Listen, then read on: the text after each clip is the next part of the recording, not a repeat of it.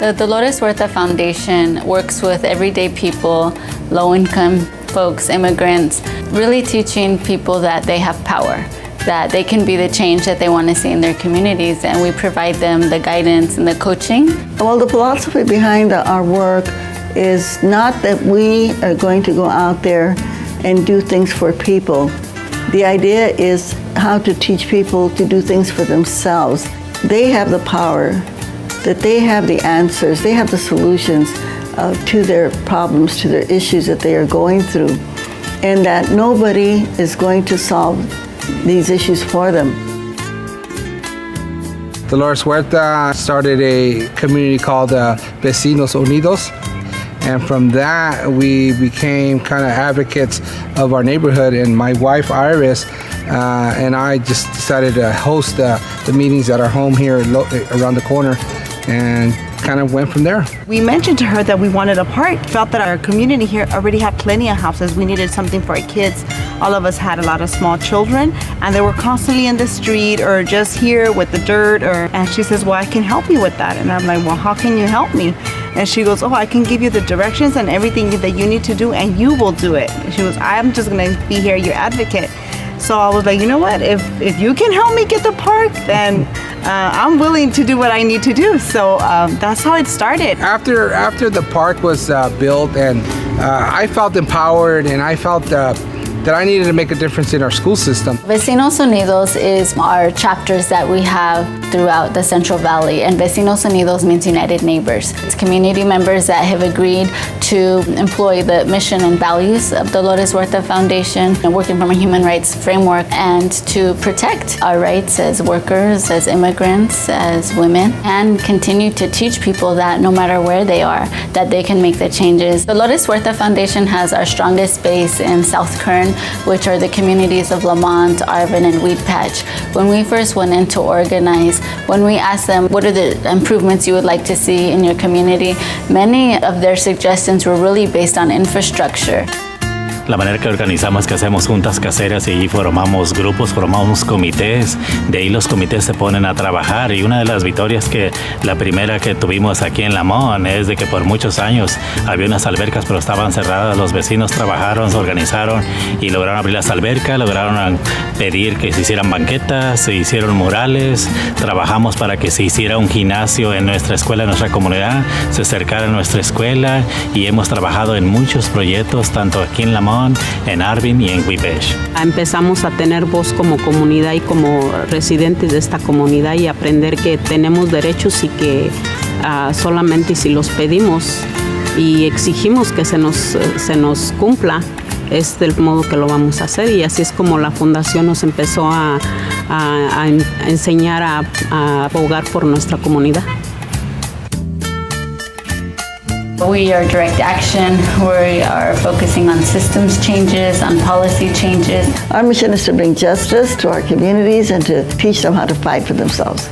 You know, I remember somebody saying once, if you really want to do something, you've got to get out of the valley. And we're saying, no, we've got to stay here, because somebody has to stay here to make the changes and to convince people that they are the ones that can, break down those systems of oppression. Another core component of the work that we do at the Dolores Huerta Foundation is really focusing on education. Back in 2011, we learned of this local crisis happening. There was a serious push out of Latino and African American students at rates that were 300 and 500% the national norm. And in 1 year alone, over 2,000 students were pushed out of Kern High School District. It was in October of 2014 that we filed a lawsuit against the Kern High School District for implicit bias against Latino and African American students. 3 years later, we've been able to settle this lawsuit with the Kern High School District, which is now going to completely overhaul their disciplinary policies and procedures. In 2016, the Dolores Huerta Foundation started an LGBT equality program, and it's really because although there are LGBT groups in Kern County that are active, we felt that we really needed a policy approach. We actually have hired paid organizers to go out into the community. One of our programs is to make sure that all of the high schools, they have what they call the Gay Straight Alliance organizations. I work for the Dolores Huerta Foundation as a staff member, as an LGBT equality organizer, and some of my responsibilities as an organizer are to talk with LGBTQ youth and adults about the issues that are going on in their communities, and to brainstorm with them solutions to the problems. We go into their homes and have house meetings where we talk about community issues, and we hear from them the solutions to the problems that they see in their own lives. So some of the work I do is help co-facilitate our Teens for Equality group, which is an LGBT youth group. The other is that we just hosted our first ever LGBT Pride March in Bakersfield. The first ever happened. So we have a long way to go here in Kern County to really work and make sure that we have acceptance and protection and support for our gay community. Civic engagement really is the core of everything that we do. It's really teaching people that in order to make change, it's really policy changes that they need to focus on. What's happening on the local level? What's happening with school boards, with water boards, city council, board of supervisors, and then what's happening on the state level and the federal level. We provide education to get people involved. And Dolores Huerta teaches us that election day is the most important day of our lives, that it doesn't matter if you're not registered to vote, maybe you're not 18, maybe you're not a citizen, but that all of us can participate in this democracy that we live in.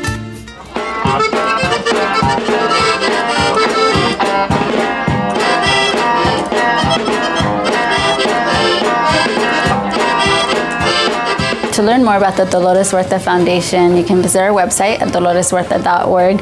We invite people to come and visit us in our main office in Bakersfield, and we also have satellite offices in Arvin, in Tulare County, and Fresno County as well. We ask for people to come and to volunteer with us, to go knock on doors as we educate voters. We're also working on building our donor base. The majority of our funding does come from foundations. We are really trying to grow our individual donors, where if we could get several people, hundreds of people, just to give $5 a month, right, that could really go a long way in supporting our work. The quote that I love, and I've been using this now when I speak, is that Neruda, the poet, said this: they can cut all the flowers, but they can't hold back the spring. And I say the people in the grassroots, they are the ones that are seeding the seeds of justice out there. And those seeds of justice are going to grow, and they're going to become the spring, and they're going to be able to bring justice to the communities and bring justice to our country. La otra pregunta, ¿se puede? ¡Sí se puede! ¿Se puede? ¡Sí se puede! Nuestro ideal es faro de victoria, no nos moverán. Peleamos por justicia, no nos moverán. Peleamos por justicia, no nos moverán.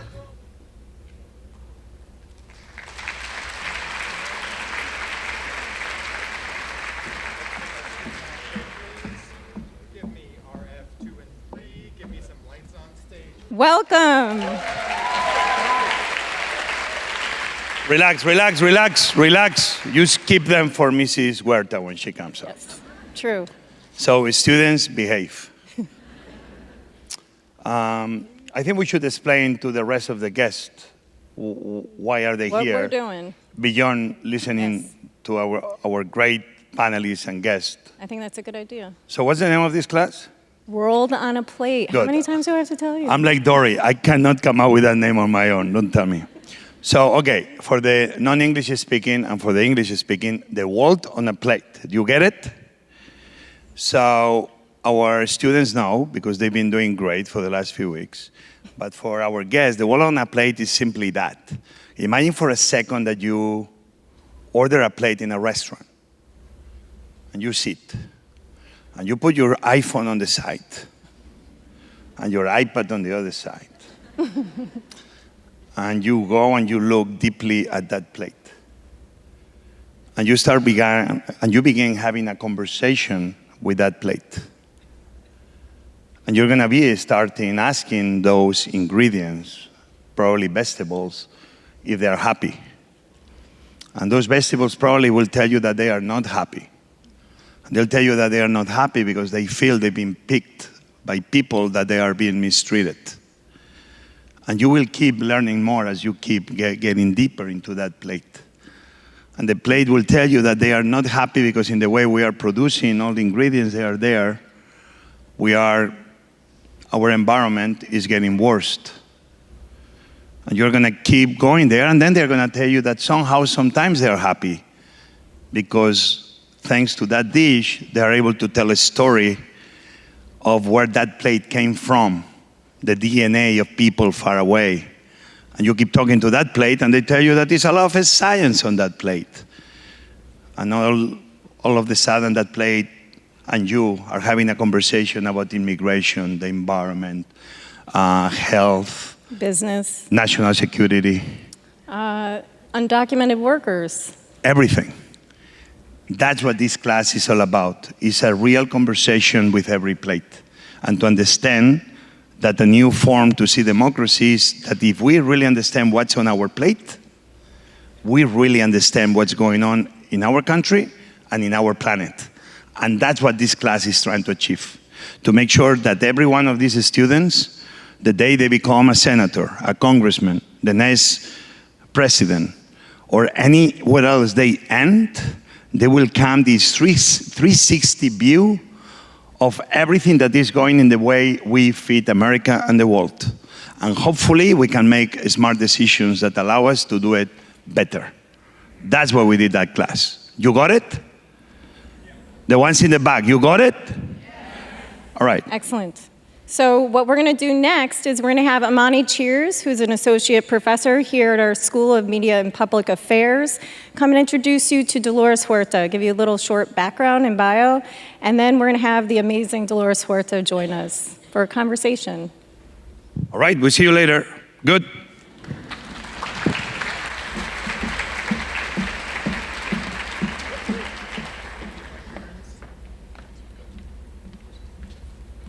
Good afternoon. Oh, I'm a professor. Good afternoon, everyone. Thank you. I'm so excited to be here, and I hope you all are too. I just want to, first of all, thank all the different stakeholders and individuals who helped make this afternoon possible. Sustainable GW, the Think Food Group, the Dolores Huerta Foundation, GW Events and Venues, and of course, my home, the School of Media and Public Affairs. I have the incredible honor of introducing one of the last living true activists and icons in our country. Dolores Huerta is a civil rights activist, community organizer. She has worked for labor rights and social justice for over half a century. In 1962, she and Cesar Chavez founded the United Farm Workers Union. She served as vice president and played a critical role in many of the union's accomplishments for over 40 years. In 2002, she received the Puffin Nation 100,000 Grand Prize for Creative Citizenship, which she used to establish the Dolores Huerta Foundation. It is a connecting, groundbreaking, community-based organizing to state and national movements that register and educate voters, advocate for education reform, bring about infrastructure improvements in low-income communities, as well as advocating for greater equality for the LGBT community and create strong leadership development. She has received numerous awards, among them the Eleanor Roosevelt Human Rights Award from President Clinton in 1998, and in 2012, my forever president, Barack Obama,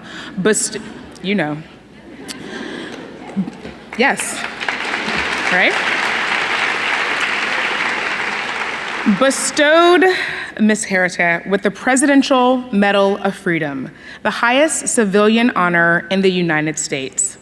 She is also president of the Dolores Huerta Foundation for Community Organizing. Ladies and gentlemen, please, the incomparable, the outstanding Ms. Dolores Huerta.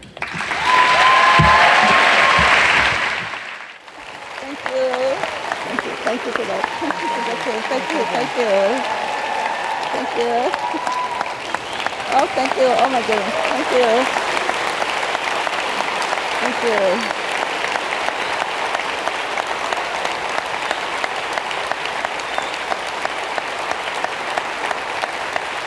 Thank you very much. Thank you very much. Thank you. Thank you very much for inviting me to share this afternoon with you. Thank you, Chef José Andrés. Thank you, Imani, for the wonderful introduction. And I thank all of you for being here today to share this moment with us.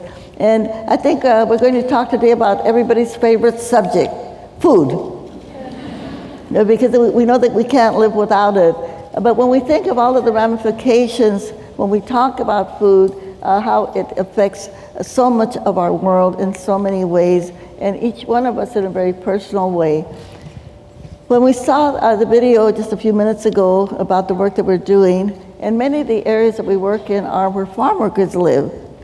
And when we think of the way that farm workers are treated, farm workers who put the food on our table every single day, and I do hope you remember them when you eat your salad, that right now in the Central Valley of California, farm workers are out there picking fruit in over 100-degree weather every single day.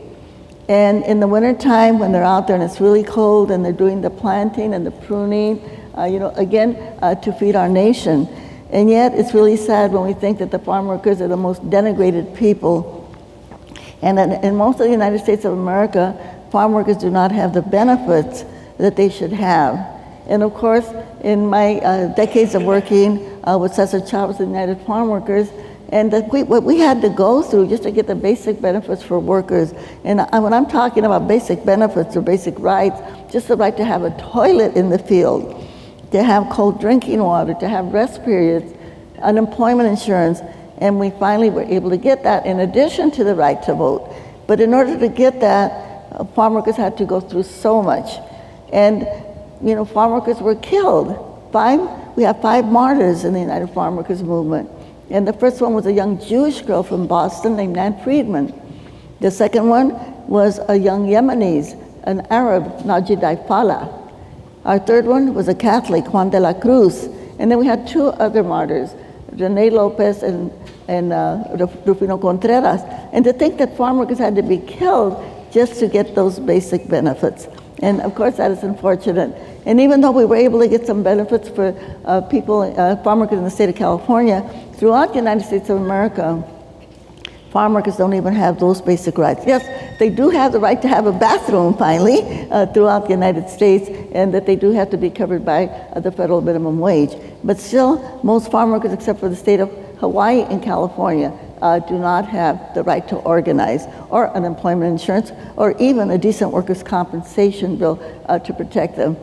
And when we think, where does this come from? Well, it comes from slavery. It comes from slavery. And we know that all of us here in our country, that we are still being, you might say, affected by the vestiges of slavery in our United States of America. Because, of course, when people were slaves, they did their work for nothing. And then, of course, that also affected farm workers, many, of course, who were people of color. And in fact, when they passed the law in 1934, I believe the Wagner Act, that covered all industrial workers, they left out the farm workers. Why did they leave them out? Because they happened to be black and they happened to be brown.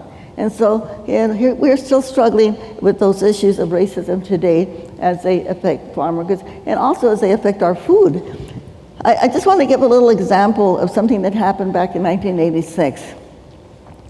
We were then passing an immigration bill. It was called the Amnesty Bill of 1986.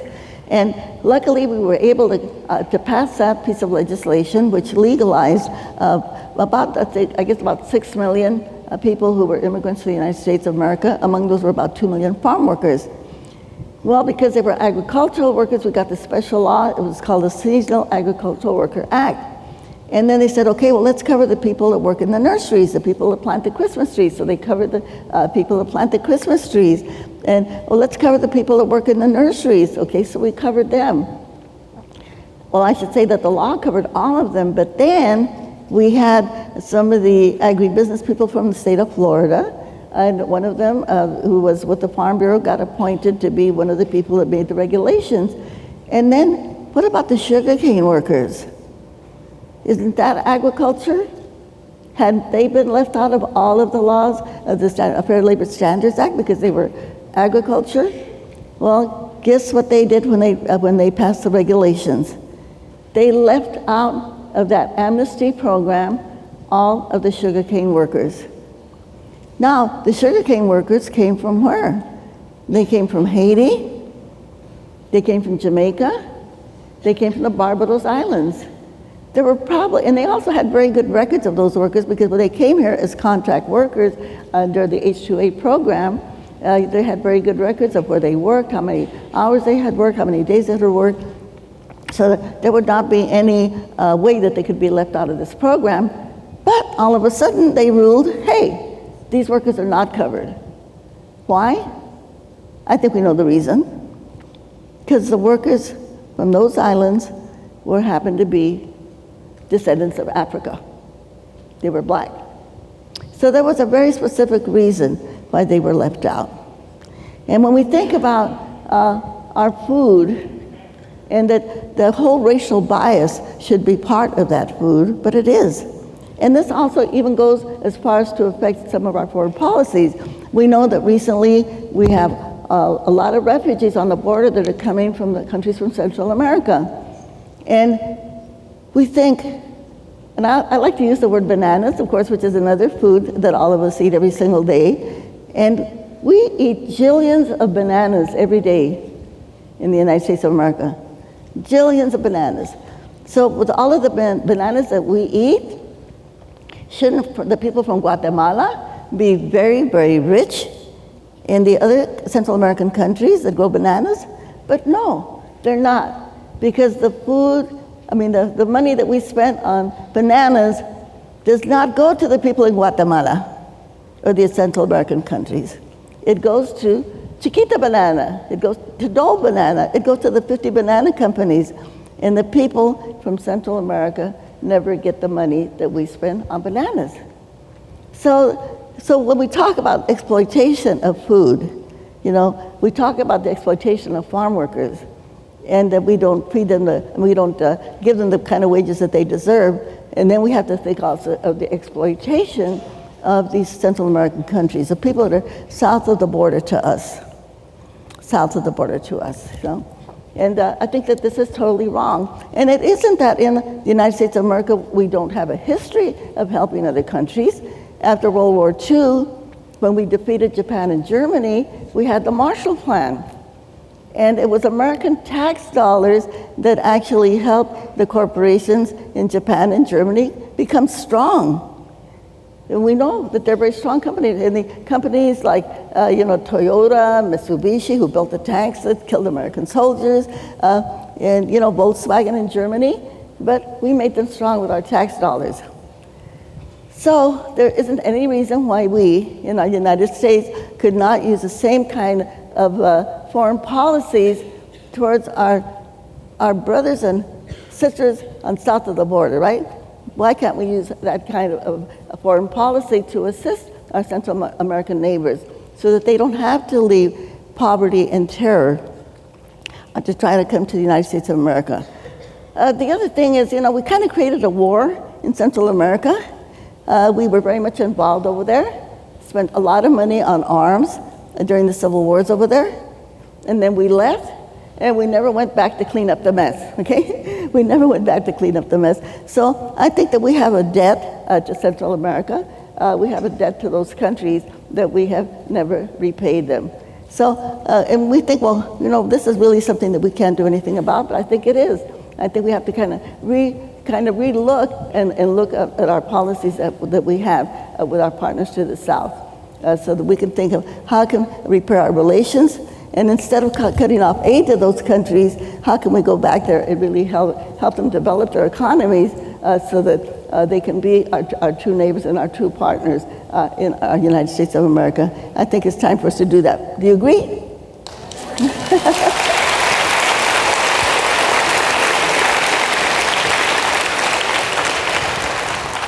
Yeah, another food, of course, that we all think about when we think of Mexico is the maíz, the corn, right? And the maíz, as you know, was in Mexico, it was developed in Mexico. That's where the maíz came from.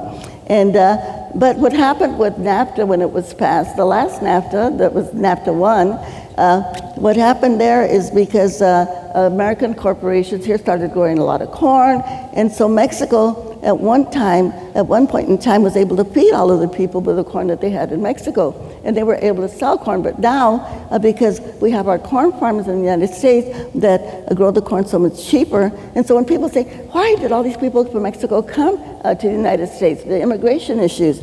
Well, so many of the people that came here were actually the corn farmers, but they were small farmers, they were family farmers. There is no way that a small family farmer from Mexico can compete with agri-business giants in the United States of America.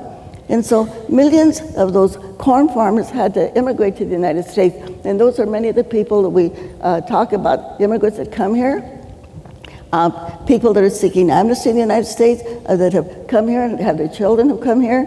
And then, you know, we have this, as you know, this whole tirade and these attacks on Latinos, especially people from Mexico. I just want to say one thing. You know, my grandparents came from Mexico on one side of my family. Mexicans are good, all right? Everybody, let's give a big applause for Mexico.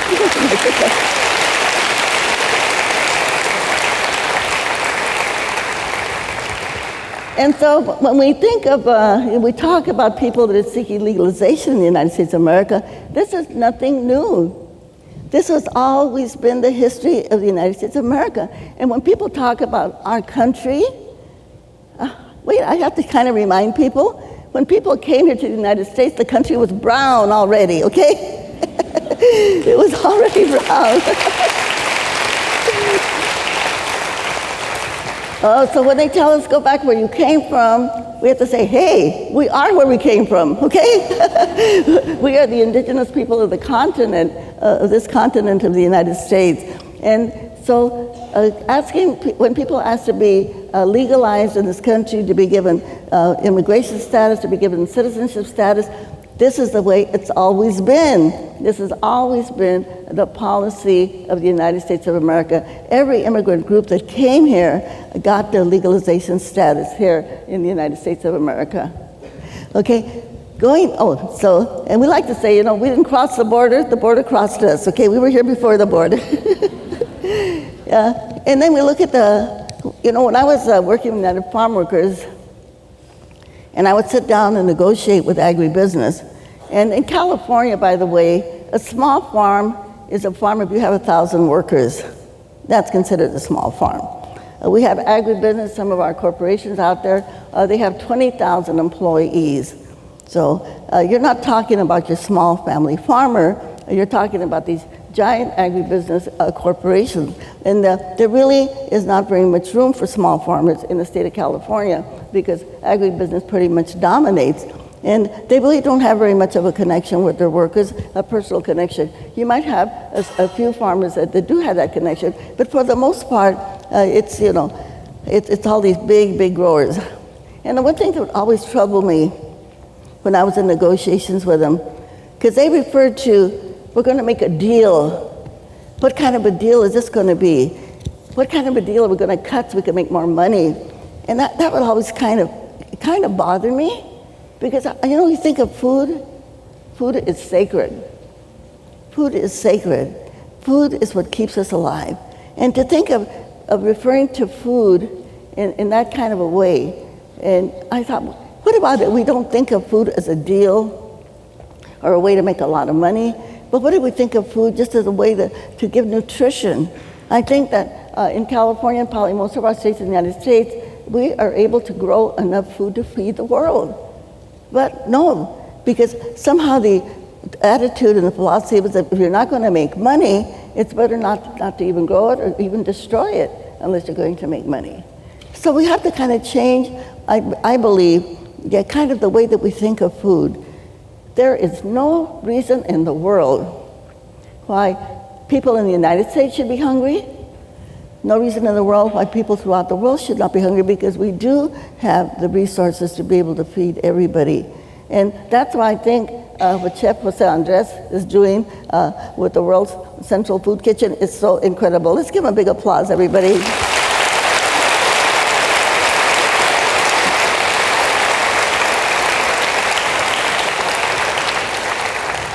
And I am really excited when I hear about how you have in some areas like Berkeley, California with Alice Waters, and you have other places throughout the East Coast over here where people are actually bringing in chefs into our schools so that the children in our schools, of course children are most, you might say, precious resource that we have, that they are actually having chefs that are actually cooking for them, and that they don't have to eat so much of the junk that they shouldn't be eating. And that, in fact, as you saw in the video, we work a lot with these really poor communities in organizing them.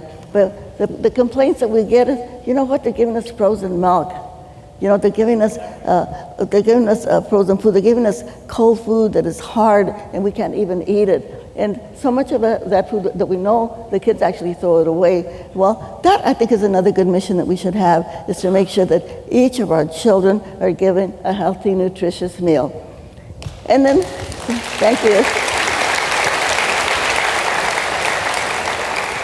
And then of course we have another big issue, and how is it that we in the United States of America, that we have the highest cancer rate in the world? Why is it that we have the highest cancer rate in the world? Well, a lot of it has to do with the pesticides that are placed on our food. Cesar Chavez did 2 fasts, as we know, for nonviolence, 25-day water-only fast. But the third one that he did was for 36 days. And that was to bring to the attention of our American public about the poisons on our food, because so many farm workers die of the pesticide poisoning, and they're farm worker children who are born with deformities from these pesticides. Now, it's been, 20 years since Cesar passed away. I wish I could say that somehow we have curtailed the use of poisons, but you know what? They keep making new ones. They keep making new ones. And when President Trump got elected, he took one of these poisons off of the restricted list. Within 2 months, 100 farm workers were poisoned in California with that particular pesticide. And this is wrong. Again, how can we change this? It's really easy. If we can get our Congress people to say, take the use of economic poisons, this is what they are, economic poisons, take that out of the EPA, take it out of the Department of Agriculture, put it under the Health and Human Services, okay? Health and Human Services, so that they can really make sure that anything that is going to be put on our food is tested and that it's not going to harm anybody. And I can tell you again, from negotiating with growers and seeing the way that they use these pesticides, that when I would talk to them about the pesticides that they were using, they wouldn't even know themselves. They didn't know the difference between DDT, which is one kind of pesticide, or a chlorinated hydrocarbon, or whether it was some of these other pesticides that are organic phosphates. They didn't know the difference, and yet they were out there putting this junk on the food. And a couple of the smaller farmers, unfortunately, that kind of did their own work, guess what? They died of cancer at a very young age. So I think that our call to all of us is thinking, okay, what can we do in our own personal lives to make sure that we are able to grow food that is nutritious and that is helpful? And of course, the other thing too, and I'm a vegetarian, everybody, I have to confess, I'll throw my bias out there, but we have to think about how people also eat, to make sure that they know that the food that they're eating is really going to help them to keep healthy and is not going to do something that's actually going to damage their bodies. And this is something I think we have to do a lot of organizing around this, a lot of really making people understand that they have control over their bodies, they have control over the food that they eat.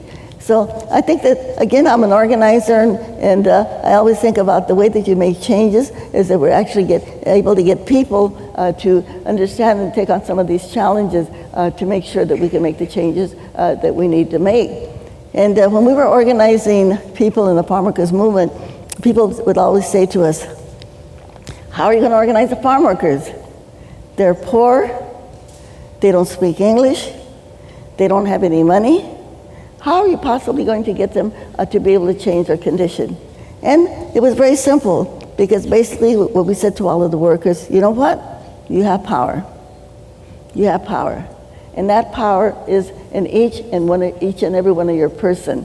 But the only way that we can make those changes is that we have to come together, we have to take direct action, we have to step up to the politicians, whoever they may be. We have to be in charge of making those laws. And as you saw in the video, that's what we do with our foundation. Because once people learn that they can make the difference, then it makes a lot of difference. Now, I know that we have really important issues that are going to be coming up in 2020. Right now, my foundation, we're working on the census to make sure everybody gets counted. And it's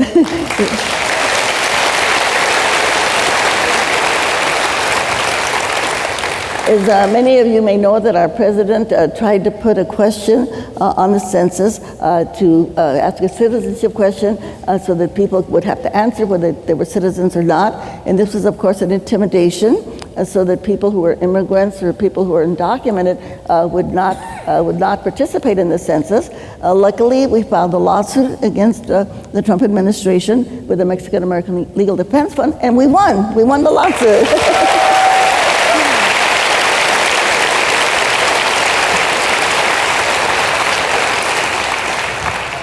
So now with our foundation and many other organizations, we're really trying to go into these hard-to-count communities and to ask people to volunteer about going into your neighborhoods and into these hard-to-count communities, and just tell people that they don't have to be afraid to be counted on the census. Not only that, but for every person that does not get counted, people lose thousands and thousands of dollars that will go to their communities if they do not get counted.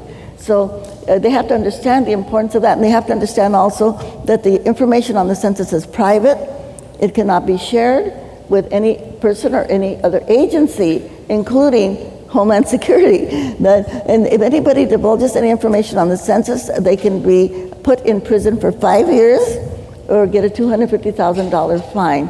So if you know people out there, just tell them that, not to be afraid to be counted, because not only do we lose money for each one of us that gets counted, over a 10-year period, as I said, it's $20,000 per person or more.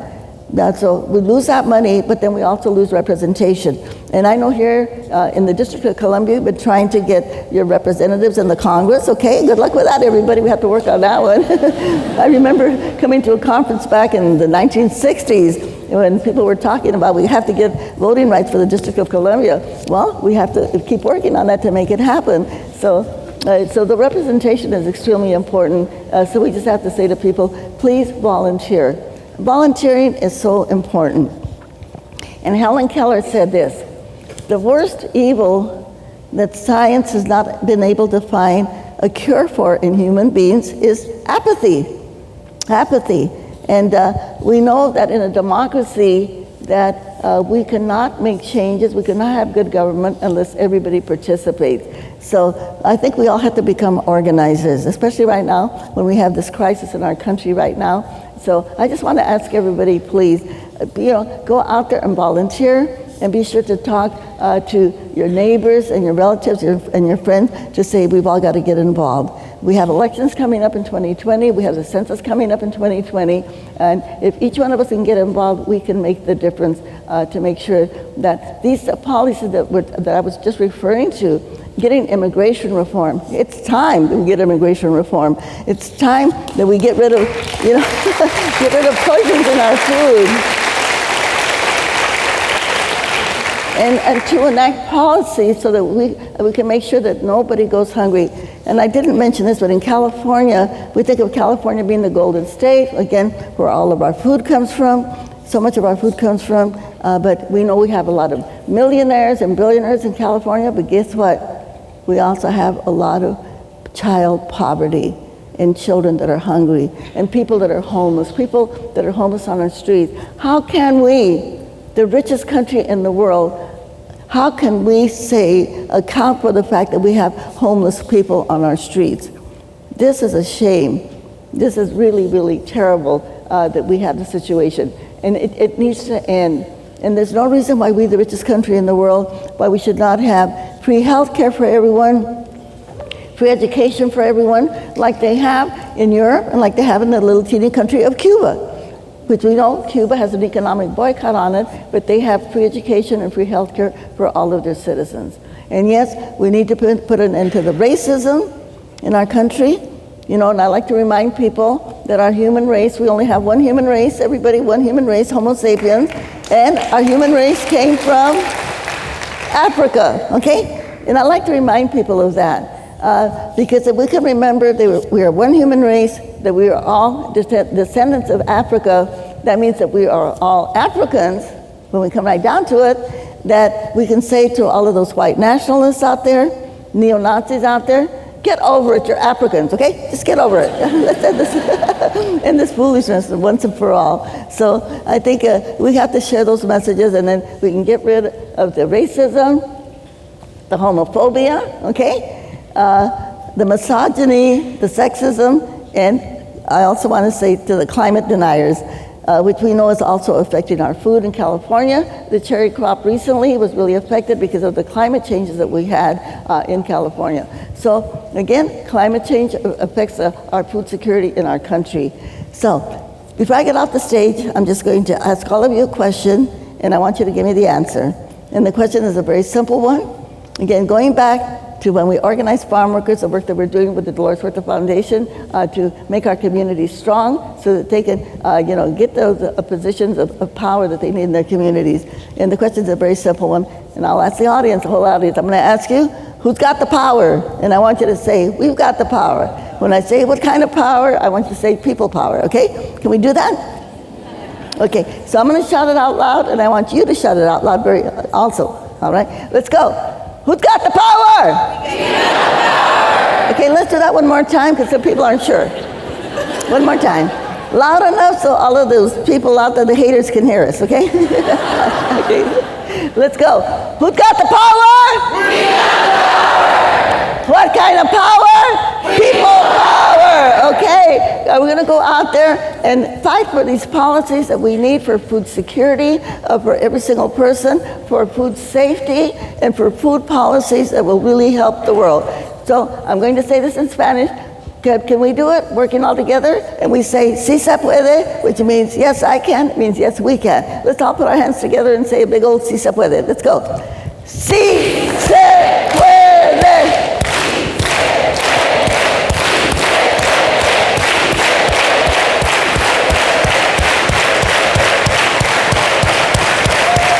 Muchas gracias. Thank you. Thank you.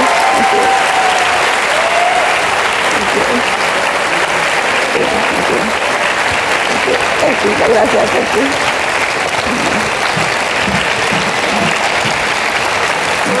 Yeah, if you don't mind sitting in the middle. Thank you.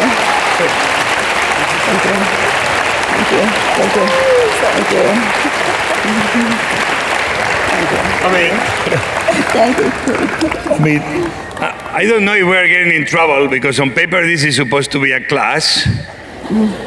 But with Mrs. Huerta in the room, we know that it'll be a rally for what she thinks is right. Because she's a guest of this class and a guest of the university, she can do whatever she wants. And that's why we love her. Can we give her another big round of applause?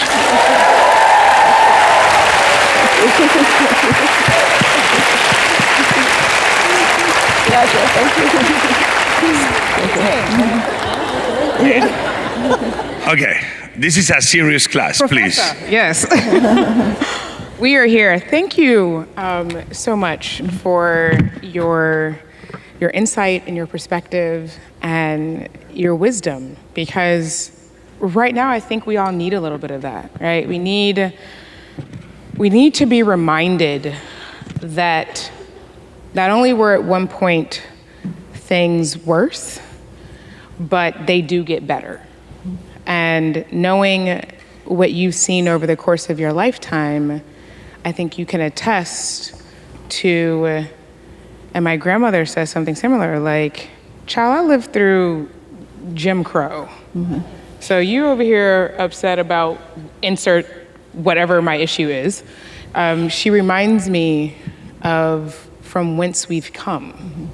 And some of the things that, because of course I take notes, and I was so, we didn't know exactly what you were going to say today, so I was diligently focused. But I love how you in particular talk about the history of the United States and how, as you said, this current era where we are now isn't necessarily anything new. And I'd love to get some of your thoughts, or continue to get some of your thoughts about ways in which you can continue to inspire, as you have done for your entire life, but young people. How do you motivate people in times when things look really dire? Well, I think one of the things that we have to do is really look at our educational system.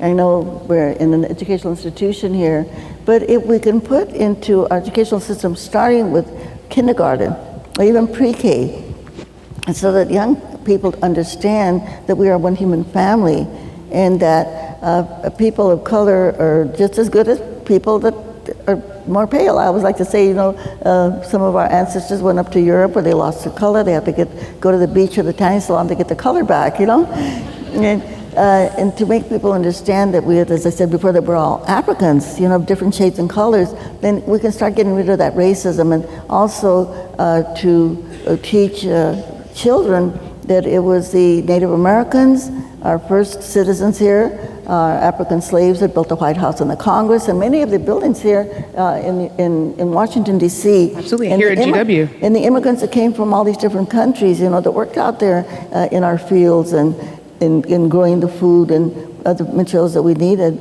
And if children can start learning that. Somebody asked me the other day, a student asked me, and I know this is an educational class, and say, what do you think of our president? I said, well, I feel sorry for him. Because number one, he didn't have the privilege that I did of growing up with a lot of different ethnic groups. And so he never had the chance to really interact or have really good friends of different ethnic groups. And the other thing is, I don't think he ever had a chance to work. And he was always born very rich and affluent, and he didn't have a chance to go out there and work with his hands. And if you don't do that, then you don't respect the people that are out there working with their hands. So I think the way that we educate our young people, and even talking about ethnic studies, talking about even labor, how did we get the 8-hour day? Most people don't know. Well, the labor leaders that fought for the 8-hour day were executed, they were hung. We don't know that because they don't teach us that in our school books. So we've got to have labor studies, gender studies, ethnic studies when children are very, very young. So that way they don't get poisoned with that whole idea of white supremacy or white privilege, or that somehow people of color are different than they are. I mean, the human race survived because we had to take care of each other. And I think we're at that point now. We have to survive as a country, survive as a world, by thinking we have to take care of each other. We're all related. We're all cousins to Obama. Right. Praise God. I do tend to call his lovely wife, my also forever First Lady, my cousin Michelle, if she's watching. Oh. I'm a fan. But yeah, I think it's really important that you mention education and how incredibly critical it is. I talk to a lot of my students, and for the first time while they are freshmen and sophomores at George Washington University, they've had a professor of color. And then and to have a professor, a black woman with a PhD, is like mind-boggling to them, because they had never, within their sort of isolated experiences, the only people of color that they saw around them, in particular, were those in service positions, if they were maybe a sports coach perhaps, but not an educator. And I always tell my students it's so important to be able to understand the world around you is to diversify and include. I saw a quote the other day that said, diversity is inviting everyone to the party, but inclusion is asking people to dance. And I was like, I like that, right? Being inclusive of the people and the things around you. Another point, and please, Professor, jump in here, but another point that I saw, which I think also draws the two of you together, is that you say food is sacred. Absolutely. Food is sacred. And you mentioned in particular two types of food, being bananas and maize, and you talked about some of the challenges, the historical grievances that many people, as you said, don't know, right? We don't look at NAFTA, we don't look at some of these other, U.S. foreign policy and influence into, as you mentioned, Central and Latin America, and how that truly destabilized the region. It is very, I like to draw all the connections. I'm always talking to my classes, let's draw the connections. Why do we have migrants fleeing their homeland? No one wants to pick up the things you can carry on your back and walk for miles if it wasn't in true dire straits. Like most of my students don't want to walk to Metro. Like they look, and that's only 2 blocks.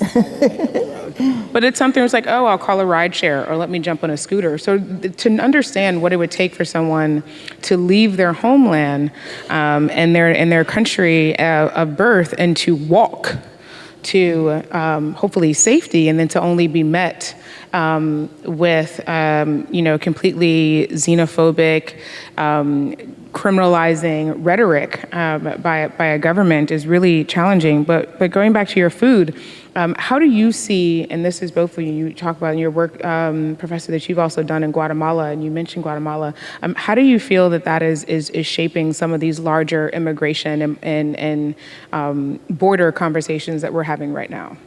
Well, I think we have to hold our American corporations accountable for what is happening in all these other countries. I mean, I call it economic colonization.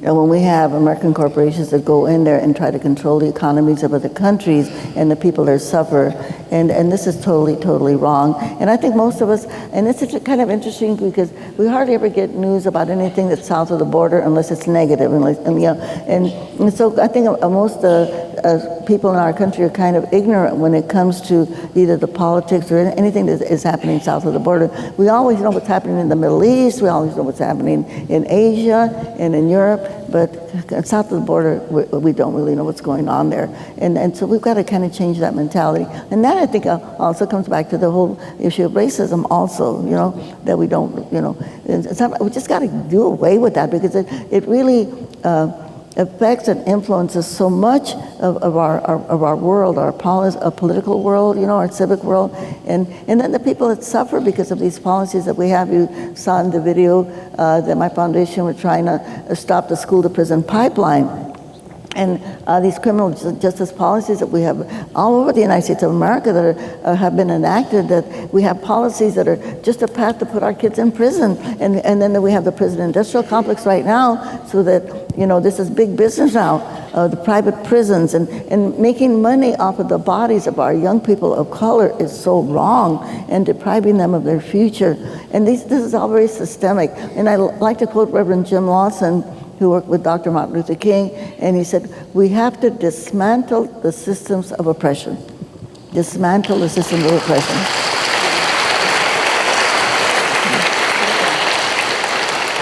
I mean, I think, as you just mentioned, it's the only way that we're going to move forward. And part of what you also mentioned with the exploitation of food, the exploitation of farm workers, how people, and truly, as we mentioned, are fleeing war, how within the United States alone we do have, and I always love to point out, and I require my students in my class to watch. Has anyone seen Ava DuVernay's 13th on Netflix? Anyone? Oh, yeah. Both people, that really goes into, and if you're not familiar, and another, if we want to talk about the, prison, school to prison pipeline, her most recent, When They See Us, is also quite compelling, riveting, and also enraging. And I think both 13th, which looks at the, mass incarceration in the United States, and it traces things and shows those historical connections from slavery all the way up to, at the time the film came out in 2016.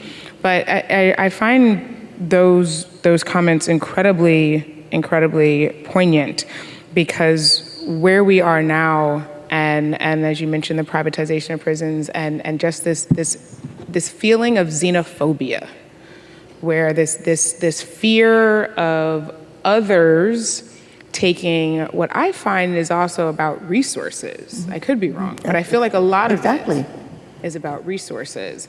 What have you seen over the course of your activism history? How do we address now? I know we're going to educate everyone in here is going to tell other people in their lives about this. We're live streaming this on our Facebook. And Jose, I know that with a part of your larger series that you've been doing, a lot of this is about educating people around food, culture, and history. What else can we do? How else can we continue to move out of this, what seems like, again, just a very dark, dark chapter in our nation's history? Well, I think just become active. I mean, just recently, as you know, again, the administration is trying to scare people into not getting food stamps. You know, they're saying if you are an immigrant and you get food stamps and you're getting public assistance, if you get public assistance and you want to immigrate your sister, mother, father from your native country, then that will be considered a public charge and then you can be deported. I mean, this is all of these fear tactics, and it's really like ethnic cleansing of our country, exactly. But then when you think about that these actions are so destructive and so hateful, because children are going to be deprived of food if some of these things go through. So I think people just have to, contact their congressman or their senator and say, we've got to stop this foolishness. Why are we doing this? And especially depriving people of the elemental resource that they need to live, and that is food. So I think we do have the power. That's why I say, who's got the power? We've got the power, but we've got to exert our power. We've got to become active. We've got to pick up the phone or send that email or join that protest, whatever it is. We have to save our democracy. If we have a democracy and people don't participate, then it's not a democracy. Absolutely. It's not a democracy. We're the ones that have to save it. It's funny because I will describe what's happening now, like dark times, but great times. And let me explain why. Okay, perspective switch. Andrew Zimmern and I, the great chef, and I were doing a documentary about immigration, and I cannot tell you much more. But last week, 2 weeks ago, we went to New York, and we went, of the many places we could go, we went to a restaurant inside the Trump Tower, and I got a Taco Bell. And in this moment, I felt like going to the Trump Tower was going like to Mordor. And I felt like Andrew and I, we were like two hobbits about to throw the ring into the volcano. But I'm only saying that in a good way of saying, I think moments like this make us really understand the work that amazing people like her have done over the years to keep moving the rights of the voiceless forward. What she's been doing is giving voice to the voiceless. I cannot believe that you're checking her eternal bio on Wikipedia or anywhere, but I mean, you don't stop. I mean, you were arrested in August 2019. You were arrested yesterday. I mean, you keep going, lady. I mean, you are like the Energizer bunny.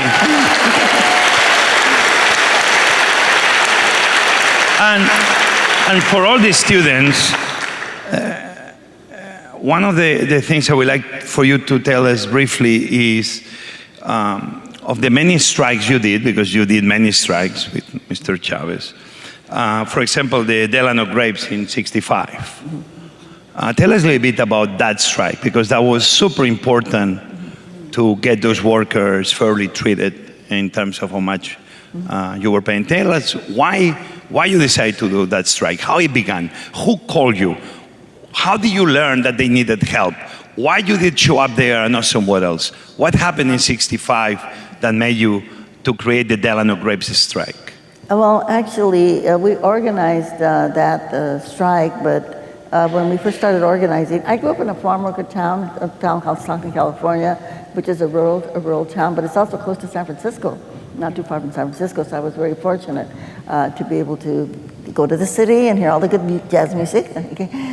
But so growing up with farm workers and seeing how they were not being paid what they should be paid, it always made me very angry. But once I learned how to organize, as what Caesar did from a gentleman named Fred Ross Sr., un anglosajón, and I like to say that the father of the Chicano movement was an Anglo, Fred Ross Sr., okay? But he taught Cesar and myself how to organize, and once we learned how to organize with another organization, it was called the Community Service Organization, but there were a lot of farm workers in that group, so then we knew that we had to do something about farm workers, so we started organizing the union. And actually, prior to that strike that happened in Delano in 1965, we had been organizing for 3 years, or meeting with the workers in their homes, a little group of people, until throughout the whole Central Valley. And initially, we wanted to have a general strike throughout the Central Valley of California, but our Filipino brothers, they decided to go on strike ahead of time, so we had to join them, and we had to support them. So that kind of precipitated our plan, it kind of changed our plan.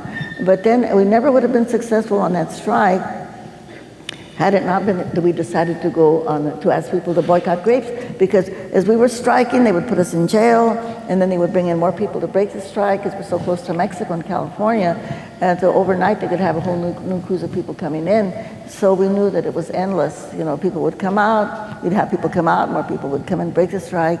Often they didn't even know there was a strike going on. So that's when we asked people to support us on a boycott. And we asked many people, I'm sure many people out here in the audience were part of that we asked people not to eat grapes. So at the end of the day, we had 17 million Americans that didn't eat grapes, and that's how we won.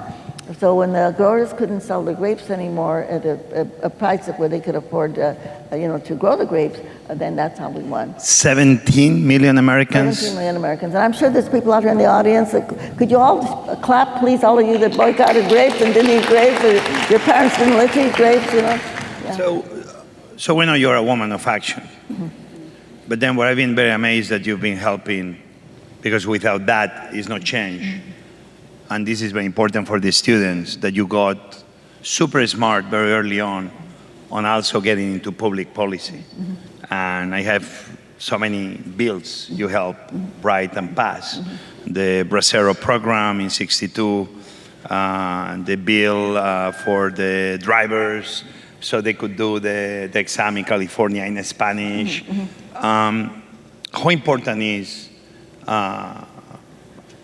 public policy in making sure that all the things you are fighting for really stay forever? And what you will tell the young people about that they should obviously be activists in the things they believe they should be supporting, but that without real public policy, nothing ever happens. So we cannot be seals in the zoo clapping. We need to be active members, getting deeper into the political system. Tell us a little bit about that. Yeah, I think that's really important for young people to know. Number one, it's really important that we protest. It's important that we march, because that way we can feel our power, feel our energy. But at the end of the day, it's got to be put into writing in terms of a law that can actually be implemented. Because otherwise, you know, we do the protests, but if we don't put it into writing, into a law, and to make sure that some of our legislators actually make that happen, then it's just, you know, action that we did. You know, we did a lot of activities, but it wasn't put in writing, and it didn't become a law. And so that's really, really important that we always keep that in mind. And so I know a lot of young people will ask me, and they'll say, well, do you think elections are important? Yes, they are important, because the people that we elect are the ones that make the decisions on how those laws, number one, if they're going to make the law in the first place, and how that law is going to be implemented. And the other thing is about our resources. We were just talking about the private prisons right now. Okay, how are the resources going to be spent? Are they going to go to the areas where people need the money, or are they going to go to other areas where people really have enough money and they don't need it, whether it be for our schools, for our housing, for food, you know? So it's really, really important that we always think everything that we do, it's got to end up in legislation, it's got to end up in the law. Absolutely. I noticed you mentioned patience, in particular, as you just said, you were already striking for 3 years and advocating and working for 3 years before that 1962 strike. With that patience came perseverance. Oh, a lot, yes. All the perseverance. Yeah, we kind of live in a Mac world where we want everything to happen really fast. But the one thing is that in some of these policies that we're looking at, long-term policies like we talked about, free college tuition for everybody, universal health care for everybody, getting rid of some of these private prison systems, et cetera. We do have to have patience, and just because it doesn't happen like right now doesn't mean that we should give up. And I love to quote Cesar Chavez on this. He always said, the only time you lose is when you quit. The only time you lose is when you quit. Yeah. And that even goes back to what Professor Jose was saying about changing perspective. So where I'm just sad nowadays, I'm not gonna. I have a 5-year-old son. He's sitting in the back with Max, and I think about the world that I brought him into, the world that we collectively are creating for him. The fact that his elementary school, here in DC, has 3 armed police officers. And when we started school 2 weeks ago, it was a little jarring.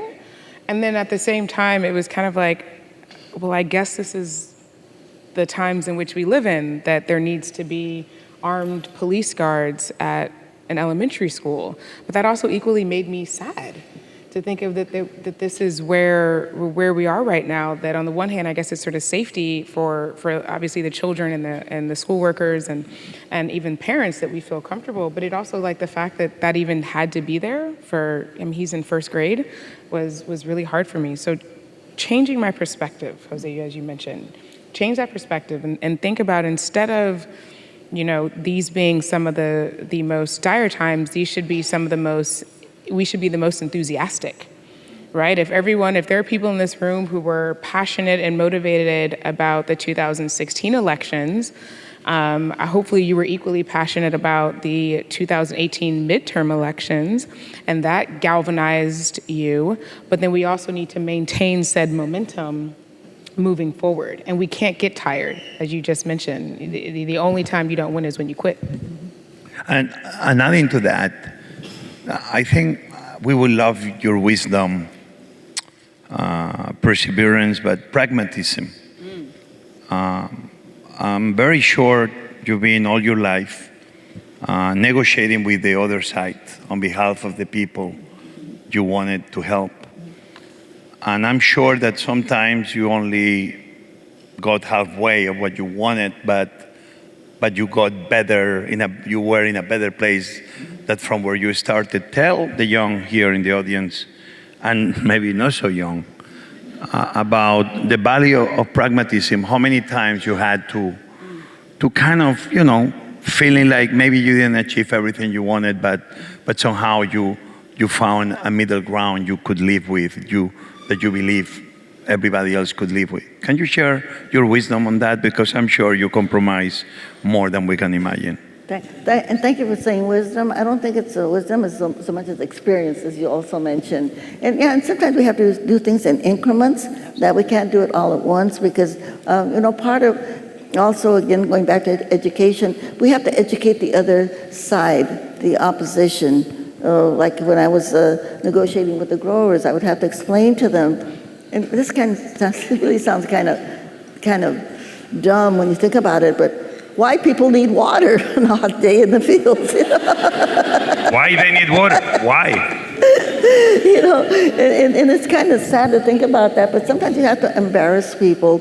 And even going back to just the recent thing about the guns, and I know everybody's saying, Walmart is now going to not have people come in with their weapons out, you know what I mean? Yeah. What about Walmart? Just stop selling the weapons altogether, That's the bold move. I mean, yeah, and that could be like a little increment, but I think they can go a long way. And I mean, I always I don't tell friends, don't let your friends shop at Walmart anyway, because they don't pay their workers a living wage, a union wage, a living wage. They don't give them the health benefits that they should have, And they've got all of this money, and they somehow strayed away from their philosophy of when that company was first formed, which everybody thought this is great family store. Well, not a great family store anymore. They're just part of the 1% wealthy families that own 50% of the wealth in our country, and the 10% of corporations and wealthy families that own 90% of the wealth in the United States of America. Well, at the same time, we have people that are homeless and poor.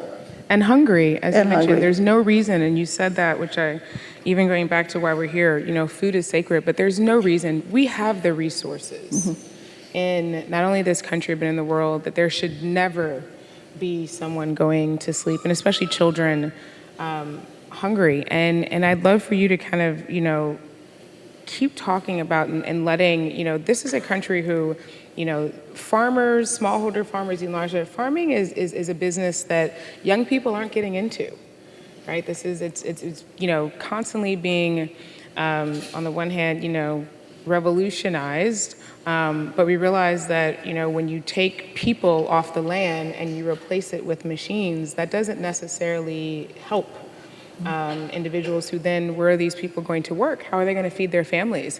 And when you talk about maize, I thought that was such an important factor, and it didn't even dawn on me that many people who are coming to this country looking for work, and migrants who are traveling here, are individuals who are coming because our U.S. foreign policy, not only completely disrupted their region, but also took their jobs away. Yes, and then they passed laws in Mexico where before in Mexico, after the Mexican Revolution, people were granted a piece of land.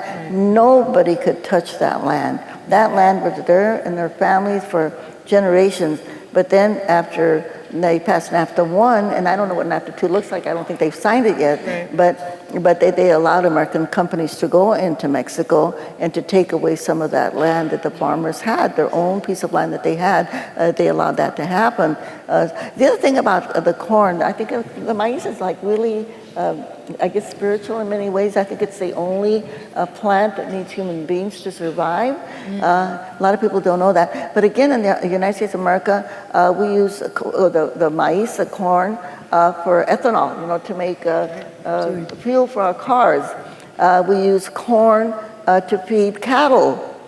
Cattle, that's not their natural food. It's not good for cattle to eat corn. And all of this corn that we are using to put into cars and that we're using to feed animals, that corn could be used to feed people, all over the world. So, how we use our food, we have to just be really, really conscious, I think, of our food. As we said before, it's not only is it sacred, but, it's something that we know, number one, we can't live without food, right? So we have to look at it very differently. And I guess I want to thank you publicly, and I know the whole world thanks you very much, because you bring food to people when they most need it, especially in Puerto Rico and now in the Bahamas, where people are being devastated. So, thank you. So how much, we have time for, what time the class is finished today? At 6? So some questions, so we have 15 minutes. Yeah. So to that end, I wanted to add that obviously you've been fighting for the rights of workers, farmers, undocumented. At the end, that's a matter who? People. In the way you've been giving a chance for others to do exactly the same in many other countries all across Latin America, inspiring Mr. Chavez and especially your actions. After the volcano in Escuintla and in Antigua, I was able to go there to help. We created a very big system of feeding.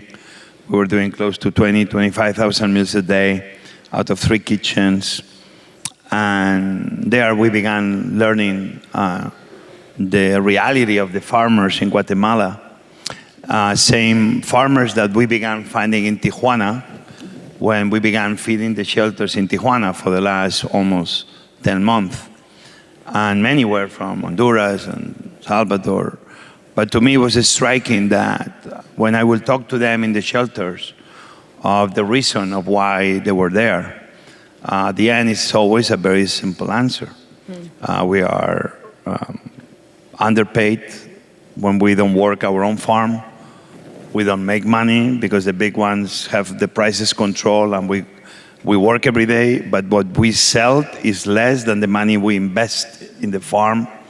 So then they need insecticides, pesticides, because climate change is making their lives every day more difficult. And at the end, they have nothing. And at the end, what they do, they go to anywhere that they feel is more wealth than where they are. One of the problems we have with the border right now is directly attached to those people, many of them farmers, not being able to make a wage that can allow them to stay where they are.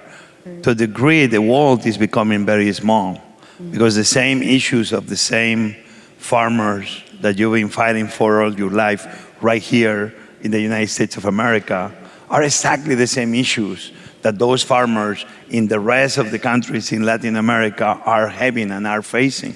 So I think like we need to be finding, obviously, and you've been showing the way, more and more ways that the rights of the farmers here are the same rights of the farmers there. And that when we pay for a pound of grapes, that's a matter if it's a pound of grapes that was done here, or in Guatemala, or in Chile, that really in the process of us feeding our families, we are doing the right thing. We learn about the economics, and you touch about it, of the bananas. That when you pay 99 cents for a pound of bananas, yes, we are very happy that it's very cheap. Listen, when Washington Post or Washingtonian, they do the cheap eats, I'm very happy. Because we cannot be all affording $50 to eat every day. But when things are very, very cheap, that my friends tell me, man, you should go there. It costs you $2 and they give you a plate full this way. When things are cheap, something down is not working. Somebody else is not getting paid. Somebody else is not making it. So we need to think always that feeding humanity is difficult. Feeding humanity is a big challenge, but at the same time, it's full of opportunities. We need to make sure that what we pay here is fair, but then down the chain, that everybody also receive a fair wage for their labor, their work, and more important, that they are treated fairly and humanely. And this shouldn't ever be negotiable anymore. Right, and that's so important.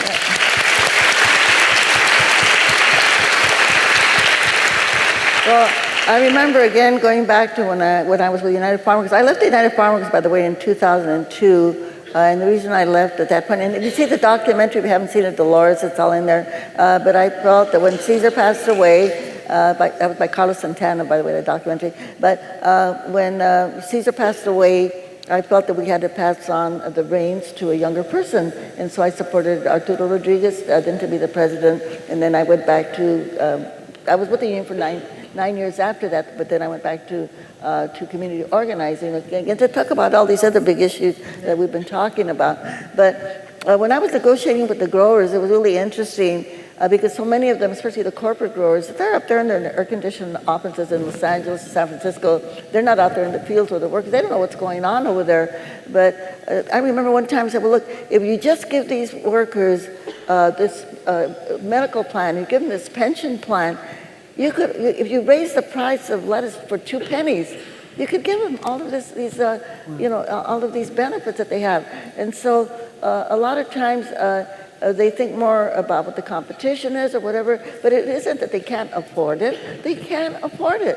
I mean, just like with a lot of the corporations, like we mentioned Walmart, they can afford to give their workers a better wage.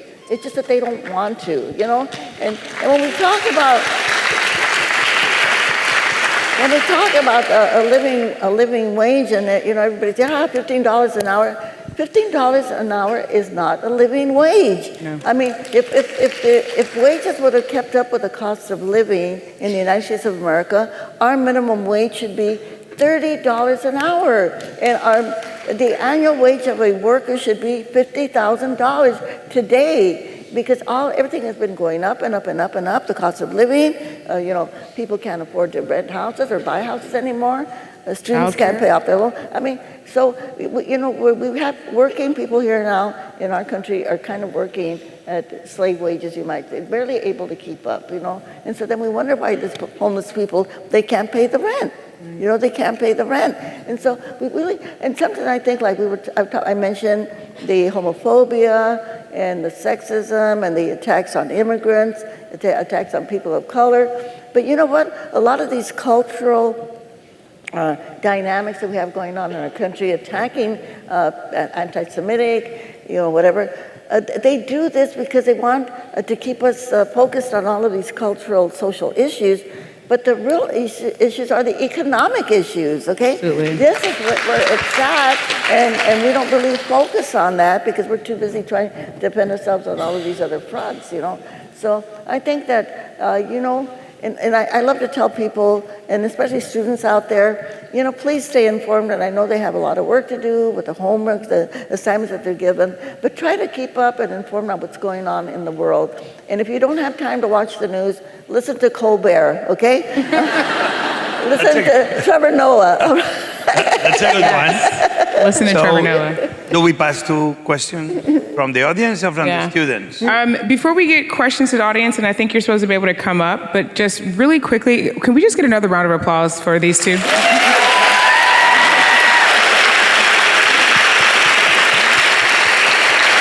I mean, honestly, the work that you all do, your legacy, sir, you continuing to carry the torch, it's just something that if you weren't inspired before, I hope you are now. If you're not listening, you know, I hope you have been engaged and turned on. We have 2 microphones that are currently set up. And I'm just going to ask, at the very beginning, if we can limit the questions to the students from the class first. If we can. Sorry. You could still stand up here and wait to ask the question. But if anybody from the class, I'd like to give them the opportunity to ask questions first. If we know who's from the class, but I guess we'll figure that out too. All the ones in here. Very well. So yes, just do me a favor when you ask your question, and please try to keep your question short so we can get through everyone. But just introduce yourself, your name, your year, and then please, we're ready for you. Hi there, Francisco. I'm just in awe of being the president of these 2 giants. Thank you, Monty, and your team, and the sustainability program for making this happen. Question about acting locally. Jose Andres spoke about the importance of acting locally at the National Book Festival recently. And I know that Dolores Huerta has done local action everywhere. Locally, I know we have conversations about a living wage and also the paid leave program in DC. And I'm wondering how Jose Andres and his company are really setting an example for how do we live up to the law of paid leave and get to something that works for workers and for employees. Thank you. Thank you. All right. I'm not going to tell you that I should have probably my human resources manager here, and especially after being 12 days away. But I can tell you that we have a very good, what we believe, package. I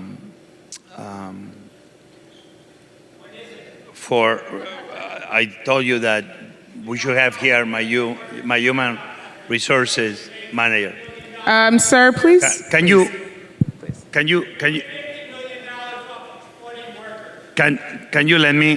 let me speak, sir? Thank you. This is a class, and I will speak with you gladly after, but let me finish. So, probably you saw what's happened, especially in terms of the minimum wage in DC with 77. And you will see that was I came and I spoke and I make my opinion on what do I support.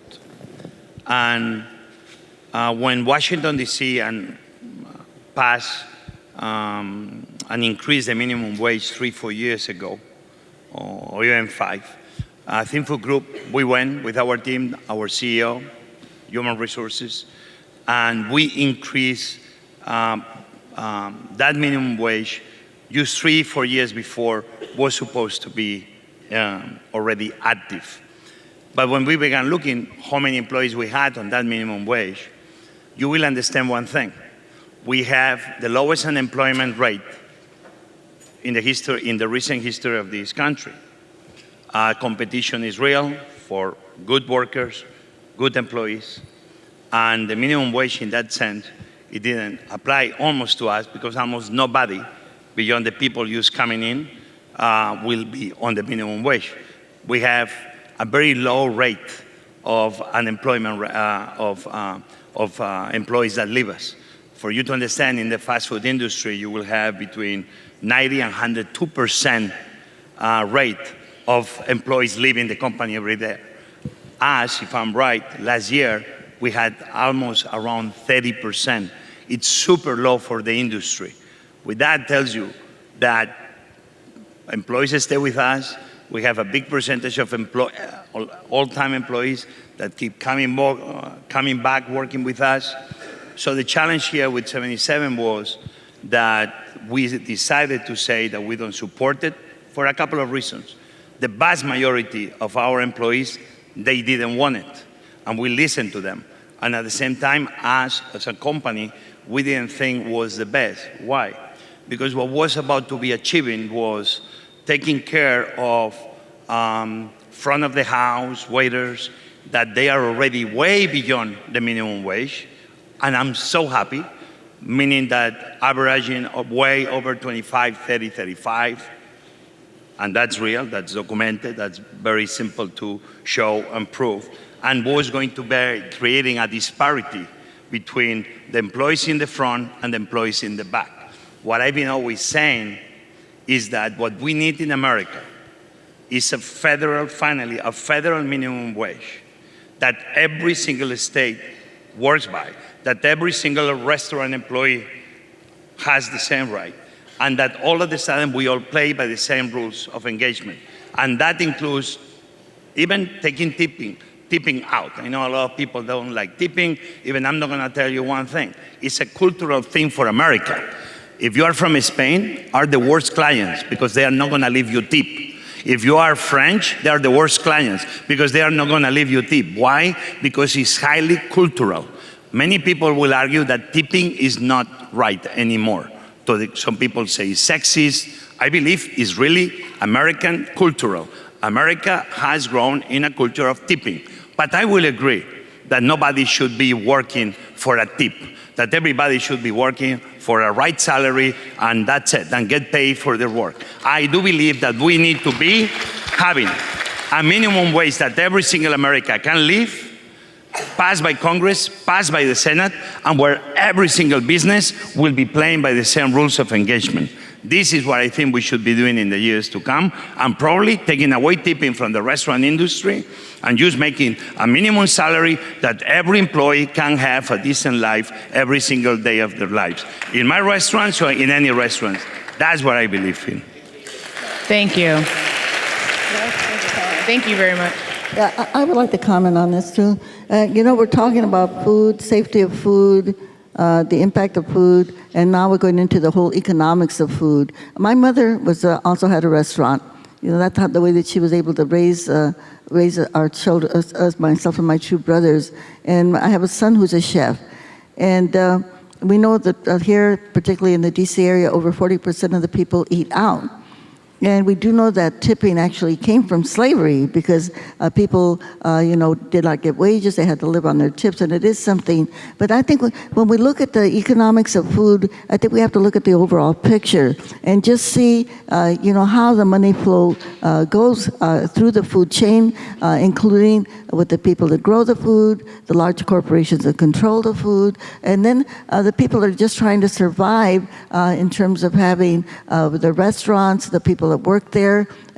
We know that a lot of people that's where they get their first job is waiters and waitresses, and obviously, of course, they also have to make a living. But we have to look and see where is the money at and how is it distributed, and how we have to fight to make sure that it is distributed fairly. My son, who's a chef, he had a hard time being a chef, and he's a very good chef. Well, he's no longer a chef. He's now doing real estate. And I wish he would go back to being a chef because he's such an incredible chef. But he and so many of the people that he worked with, they were not being paid enough because the places that they worked with, these big hotels and these really fancy restaurants, didn't pay the chefs enough. So, again, when we go back to the issues of slavery and working people and the fact that they don't get paid what they should be paid, and it isn't that we don't have enough money in our country. You know, and as Gandhi said, by the way, this is the 150th anniversary of Gandhi's birthday. He said, we have enough resources in the world to fill the need. We don't have enough resources in the world to fill the greed, and we never will have enough. You know, Amen. so I think again, when we are all social justice warriors that we are here, and especially the students, let's look at the economics and say what needs to be fixed to make sure that the workers, the growers, the chefs, you know, the people that are in the food industry, that they get compensated the way that they should all the way around, and that nobody has to be left out or lack the resources they need to make a living. Awesome. Thank you so much. Hi. Take your question. Hi, I'm Gabriela. I'm a senior here at GW. My question is like kind of half environmental, half economics. So we were talking specifically in California. Dolores, you mentioned these large agribusiness corporations that really have no connection to the people or the land.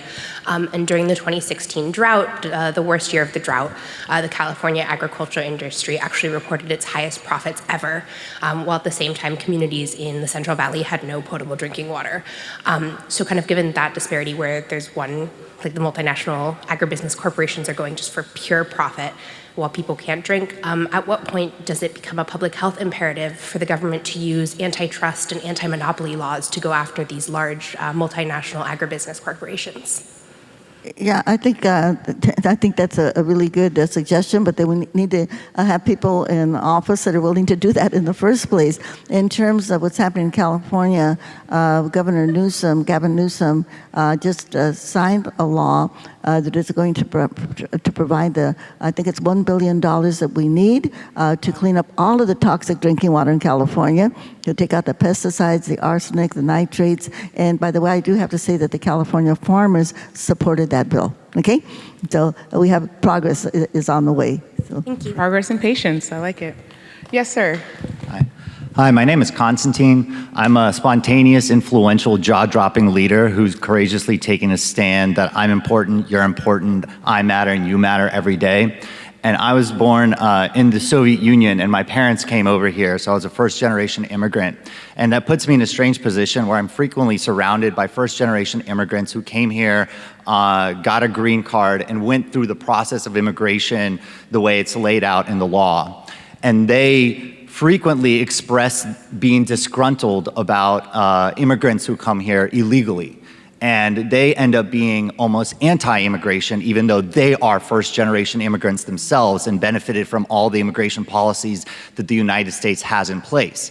And I often find myself torn because I know my parents came here and they really fought to get their green card. You know, we were a family of four living on $20,000 for a long time, a year. What can I say to those people? Or what would you say to people who find themselves in that situation? If I understood your question right, it's about immigrants that they became green card holders or new American citizens, that somehow they are, after they became American, somehow feeling like all those other, what you call illegals, what I call undocumented. Yeah. Fair, sorry. That they should do things in the same way that you and your family did it. Yeah. I think, unfortunately, we got in the last 4 years in rhetoric and conversation of hate and of making immigration to be us versus them. And somebody has been highly successful. Because it's a very easy war. Because life seems, we only understand it when there is war. Star Wars is the good and the Jedi. It's the dark force and the Jedis. Everything is about the good and the bad. And somebody has achieved that and simplify a very deep problem, but I believe opportunity that we have in America. I always said that I believe that immigration is not a problem for America to solve, but an opportunity for America to seize.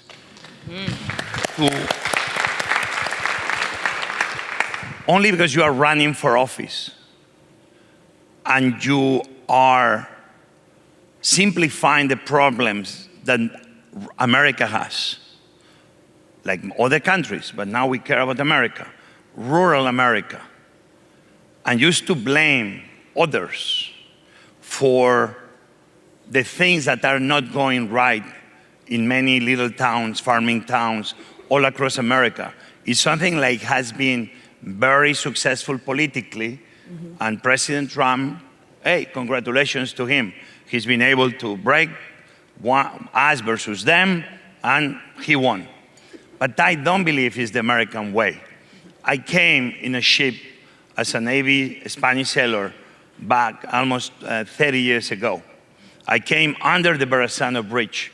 I saw the Statue of Liberty. I saw Ellis Island.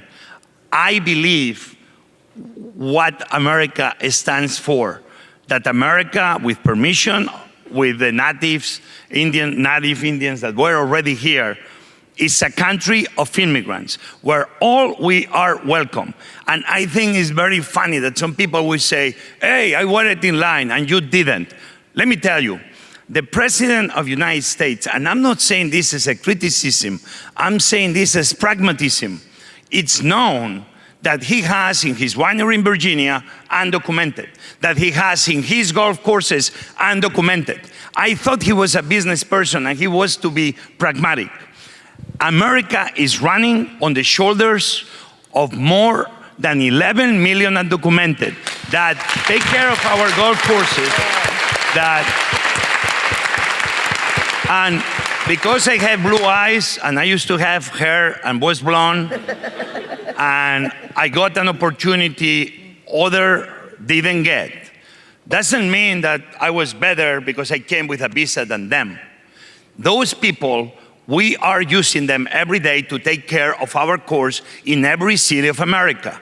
So what we need to do once and for all, Republicans and Democrats, that both had the option to pass immigration reform and both decided that they didn't want to pass it, from President Bush to President Obama, that what America needs and America deserves is comprehensive immigration reform, so 11 million people come from the shadows and they become part of the American dream. Because let me tell you, those 11 million, the vast majority of them are paying their taxes and they are, because everybody knows that many of them use fake social securities, they go into the system, they pay bigger tax bracket than you and I, because they don't go to IRS because they cannot apply because their number doesn't exist. And sometimes IRS, it takes 5, 10, or 15 years to find out that that social security is actually the wrong social security.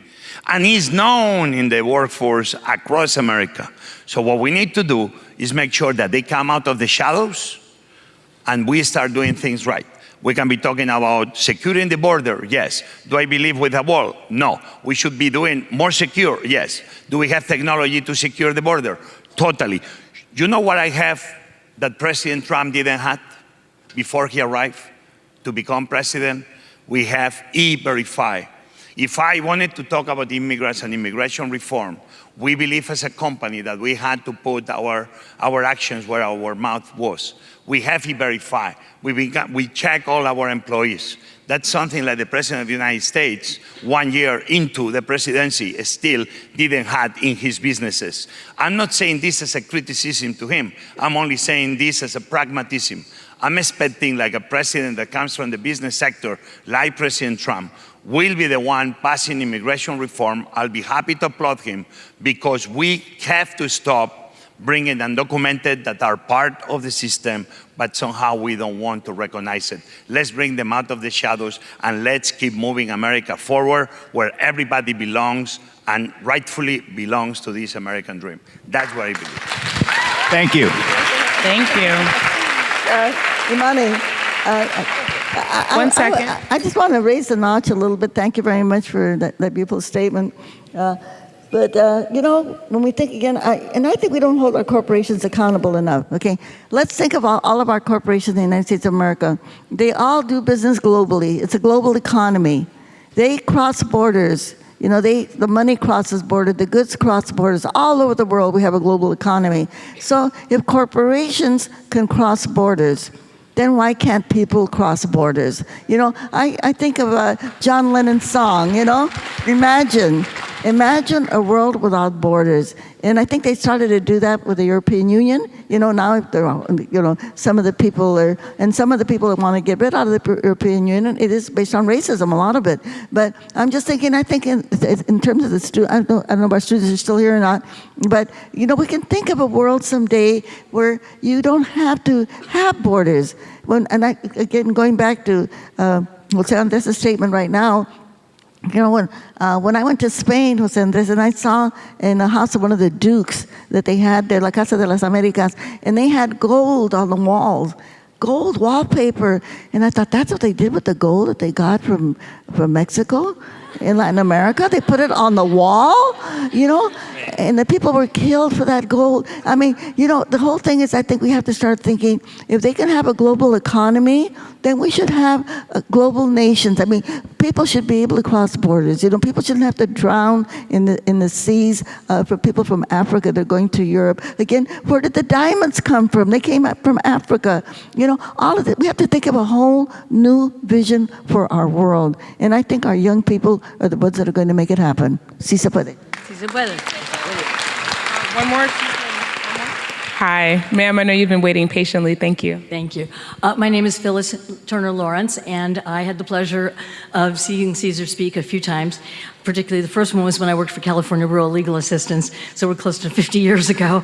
Obviously, I'm not a student, but the thing that I most remember Cesar talking about was, as an organizer, you need to find out what the people need, not what you think your big social justice organizer think they need, or even what your campaign is, even though it might be a good one. He talked about the Great Boycott. Could you please talk a little bit about that issue, about as people who are organizing, how can they best find out what the people need and go from there? Thank you.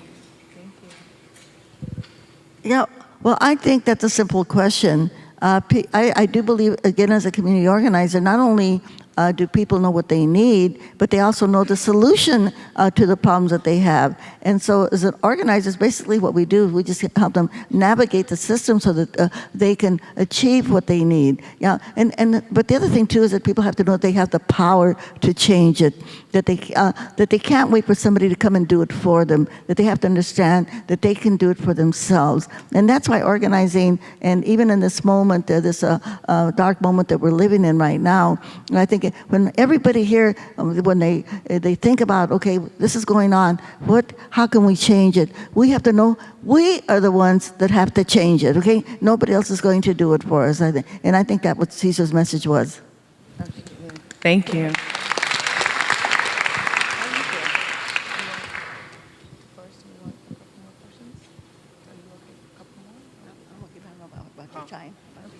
Hi, yeah, right, you're there. Come on, let's do it. More and we go. Yeah, 1 and 1. Sorry. She took the red eye to be here with you Yes. today. And so did he. Didn't you just come from Bahamas? Yeah. Yeah. He fed like 3,000 people yesterday. Yesterday, okay? I'm going back tomorrow, early in the morning, 6:30, and it's very fine in a way because we were in Tijuana and we were in this shelter that was full of Haitians. Mm. And we've been feeding for 9 months. Mm. And I was in Bahamas and I was feeding villages that they were no villages anymore. In the most remote parts of the Bahamas, Grand Abaco and Grand Bahama. And there were many Haitians, again, displaced. And in their case, they are used like the cheapest possible labor. But I think it's opportunities for them. If we can start helping through what was Central Kitchen in Puerto Rico, we were able to help 240 farms with grants, small farmers that were leaving the island. And we began kind of getting all of them together. It's like, what do you need? It's like, we need cash. And why you don't get the cash from the banks? It's like, because they are not lending anymore, because they don't believe in us as small farmers to do it. But we love our land and we want to be here, but we have to go. After a lot of meetings, we were able to convince 240 small farmers from farms of 4 to 16, 20 people used to stay, just doing a little investment and making sure they were. When I think what these Haitians, for example, that they need to be part of the system, because they are there, but again, they are voiceless of the voiceless. That farming in an island like Bahamas that imports a lot of the fruits and vegetables could be a great way to somehow, in this new reconstruction of Bahamas, to start maybe finding a way, something to be productive, to find a place for them to belong, to be almost owning their own little farms that can be covering much of the needs that Bahamas have instead of being importing it from Europe and Africa and Latin America. So anyway, I was only saying this in the sense that we have a lot of displaced people not around the other part of the world, right 1 hour flight away from the United States. And we need to be finding ways to make sure that those displaced are part of feeding not only America, but feeding the world, because at the end it's a true national security issue. More food sources we have around our country with people that can have a fair life, a good life, producing the foods we eat, could be a great way forward. And we're gonna be looking into these Haitians as reconstruction is gonna start in the next weeks, for them to start being more effective, probably, producing vegetables and fruits for the Bahamian population that barely has much farming. So anyway. That's so good. We'll take very quickly one more question, Madam. One question for me. Thank you. Muchas gracias. My name is Brenda Trejo, and thank you for having this event, and I also feel very blessed to be able to stand here, and thank you, Dolores Huerta, as the granddaughter of a bracero from Mexico, and you don't make me cry. The daughter of undocumented Mexican farm workers who benefited from 1986 amnesty, and who changed my life. You know, I wasn't worried about my parents being deported. And so I thank you so much for everything you've done for our community and all our farm working community. And like you mentioned, you've done so much to help us, and there's still so much more to be done. And so I also stand here as a PhD student here at GW in environmental health.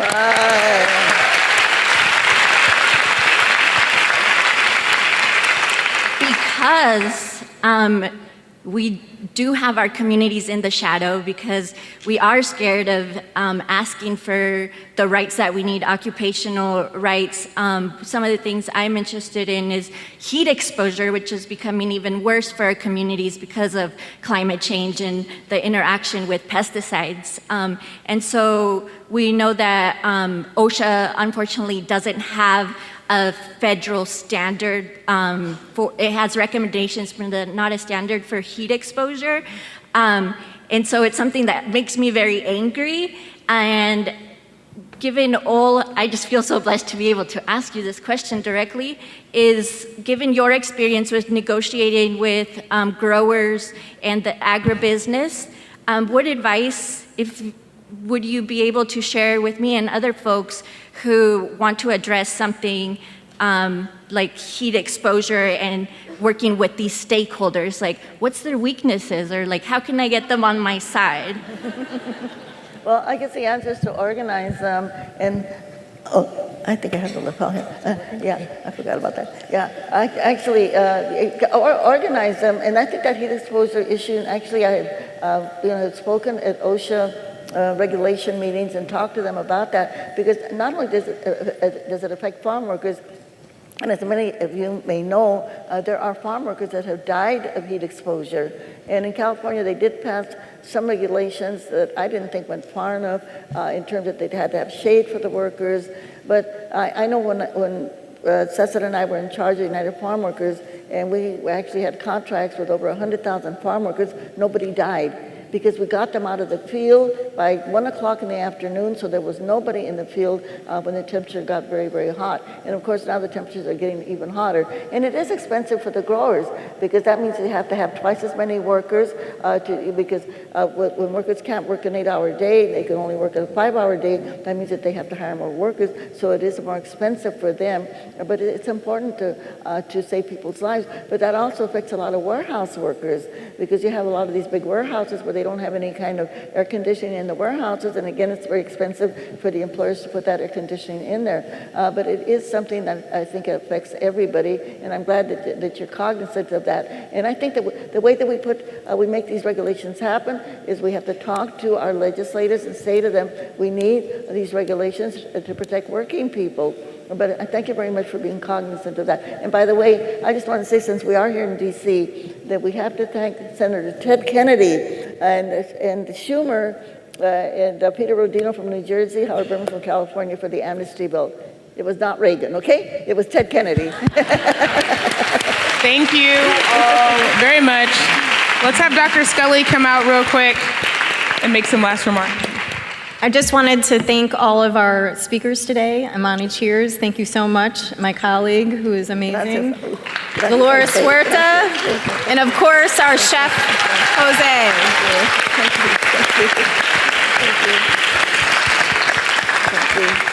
Thank you very much, Amani. Thank you. Thank you. Thank you very much. You guys are amazing. Thank you. Thank you. Thank you. Thank you all very much for coming out. God bless you. Good night.